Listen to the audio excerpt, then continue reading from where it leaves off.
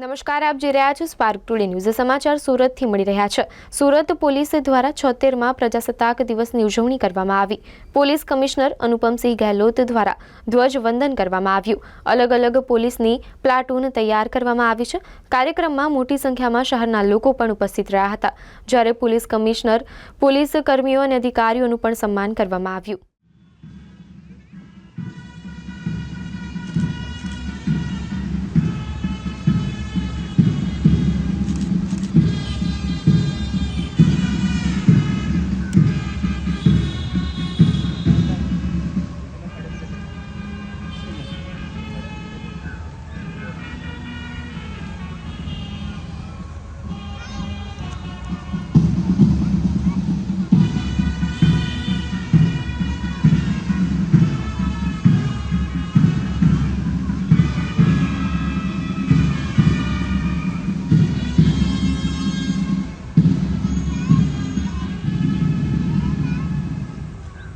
Number 2 police headquarters महिला FS Chaudhari, platoon number 5 sector 2 PSI Shri NB Kharwada, platoon number 6 Shri JL Nimavat और platoon sergeant है ASI Shri Manisha ben Pratap भाई.